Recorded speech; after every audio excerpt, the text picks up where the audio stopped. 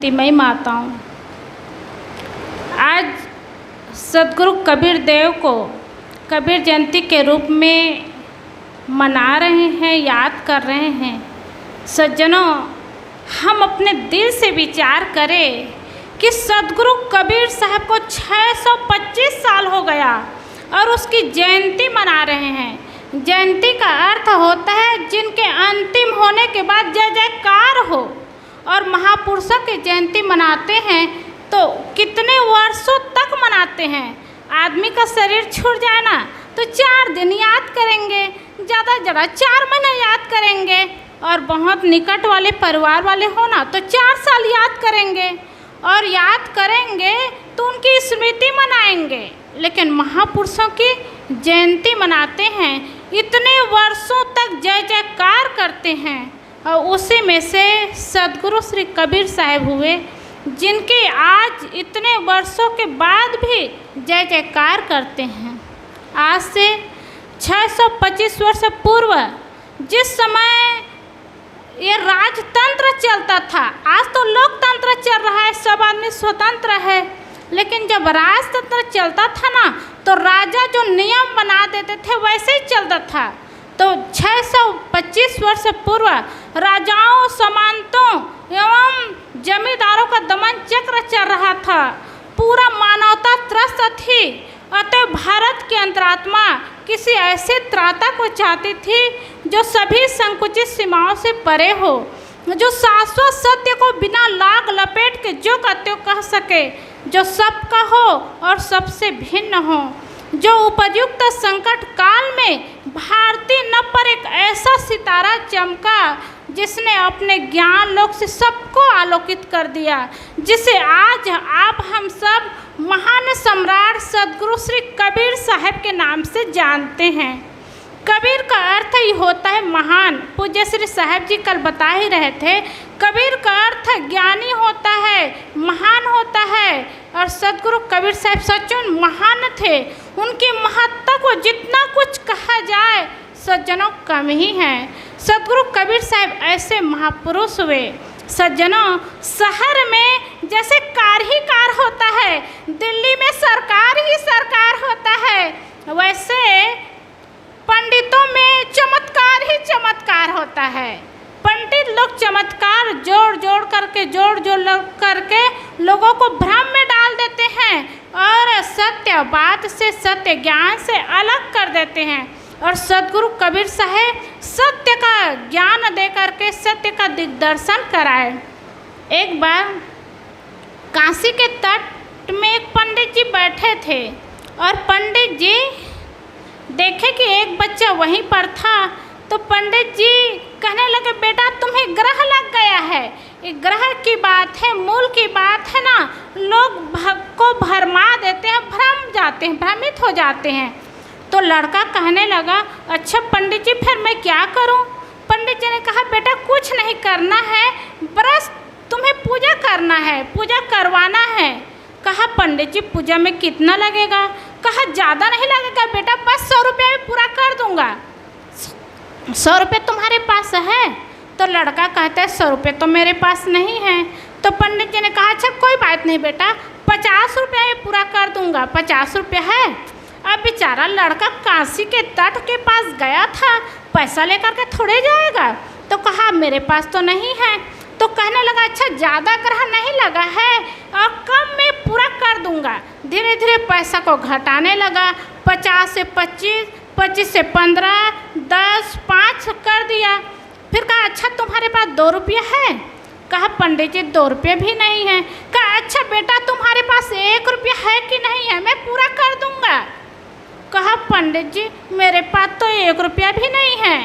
तो पंडित जी ने कहा, तुम्हारे पास 1 रुपया भी नहीं है तो तुम्हें ग्रह भी नहीं लगा है, जाओ चले जाओ। तो उसी समय सद्गुरु कबीर साहब आ गए और सद्गुरु कबीर साहब ने कहा, मैं तो पूछो पंडित जना हृदय ग्रहण लागू कई खाना हे पंडित, मैं तुम्हें पूछता हूँ कि ग्रह तुम्हें कब से लगा है? तो पंडित कोई उत्तर नहीं दे पाए। तब सद्गुरु कबीर साहब ने कहा, कहीं कबीर इतना नहीं जान, कौन सब गुरु लागा कान? जब इतना भी नहीं जानते हो तो लोगों को क्यों भरमाते हो, क्यों भटकाते हो? तो पंडित जी संकोच में पड़ गए और वहाँ से उड़ते बने। तो सज्जनों, ऐसे भ्रम में डालने वाले होते हैं और सदगुरु कबीर साहब सारे ज्ञान सही का सही, जो का त्यों बताने वाले, ये भ्रम की बात को दूर करके ग्रह लगन मुहूर्त सब बातों को छिलके की भांति फेंक उतारे। आज भी ऐसा होता है, जब शादी होती है ना तो लड़के और लड़के का गुण मिलाते हैं। ये आज की बात नहीं, पहले की बात है, और गुण मिला करके शादी करते थे। तो क्या शादी करने के से क्या संबंध सही चलता है? सदगुरु श्री कबीर साहब ने ही बताया है, जब श्री राम की शादी हुई ना तो मूर्धान पंडित आकर के लगन सोते थे। गुरु वशिष्ठ मिले लगन सुधायो सूर्य मंत्र एक दिन, हाँ, और गुरु वशिष्ठ मिल करके लगन सोधे थे, और विश्वामित्र भी थे, और जनक के पुरोहित सदानंद जी महाराज भी थे। तो 3 पंडित मिल करके लगन सोधे थे। गुरु वशिष्ठ मिल लगन सोधाय सूर्य मंत्र दिन्हा, जो सीता रघुनाथ ब्याही पलेख संचन किन्हा। लेकिन श्री राम की शादी सीता के साथ हुई तो सीता को एक क्षण सुख मिला? एक क्षण भी सुख नहीं मिला। सब रामायण की बात जानते हैं, कितना दुख, कितनी तपस्या, कितनी परेशानी हुई, और लगन सोधे थे, सूर्य मंत्र भी दिए थे, इस विधि से शादी हुई। लेकिन लगन शोधने से कई कर्म का फल नहीं मिल सकता, और सब दुख होने के बाद में अंतिम में माता सीता को धरती में समाहित होना पड़ा। ये धरती में समाहित होना तो एक कहानी है सज्जनों। किसी का शरीर छूटता है तो कहते हैं धरती में मिल गए, और उस रामायण में दिखाते हैं धरती माता आ गई। धरती माता कहाँ से आएगी? और परीक्षा के ऊपर परीक्षा के ऊपर परीक्षा देने लगे तो अटैक आ गया। आज ऐसा होता है ना, अटैक आ जाते हैं किसी को। हो सकता है माता सीता संभाल नहीं पाई होगी, बहुत दुख हुआ होगा, शरीर छूट गया। और श्री राम लक्ष्मण भरत शत्रुघ्न की क्या दशा, सरयू नदी में जाकर के डूब मरे। तो इतने बड़े महाराज, ज्ञानी, त्यागी, महात्मा रहे, लेकिन सज्जनों कर्मों का फल नहीं मिटा सके, कोई नहीं मिटा सकते, सबको कर्मों का फल भोगना ही पड़ता है। इसलिए सदगुरु कबीर साहब कितनी अच्छी बात कहते हैं, आपन कर्म न मेटो जाई। हम सब अपने कर्मों का फल भोगने को तैयार है और इसको मिटा नहीं सकते। कर्मण्येवाधिका रस्तु मा फलेषु कदाचन। श्री कृष्ण जी ने गीता में कहा है, कर्म करने में तुम्हारा अधिकार है, उनके फल में कोई अधिकार नहीं है। कर्म हम स्वतंत्र होकर के कर सकते हैं, लेकिन फल चाहे दुख कितनों आए हमें भोगना ही पड़ेगा। इसलिए सज्जनों, हम सब कर्म भूमि का मनुष्य जीवन में आए हैं, तो सुंदर कर्म बनाएं, सुंदर जीवन जिए, ये जीवन की सफलता है। कितने बड़े बड़े ज्ञानी हुए, वेद पुराण गीता, कितने बड़े बड़े शास्त्र में मनुष्य जीवन की महत्ता को बताए हैं। क्यों बताए हैं? इसलिए कि मनुष्य जीवन कर्म भूमि का जीवन है और अन्य जीवन तो सिर्फ भोग भूमि का जीवन होता है।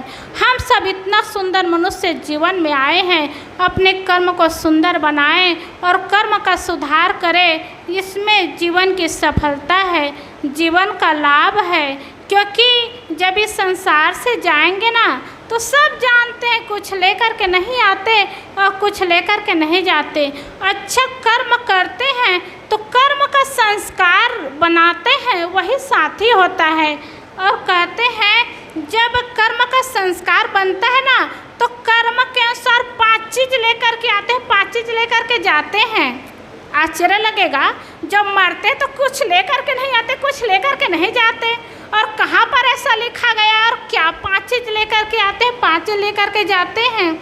कहते हैं आयु कर्मम च वित्तम च विद्या निधन में च पच्चोतानी पिसृजन्ते गर्भस्थे दहिना।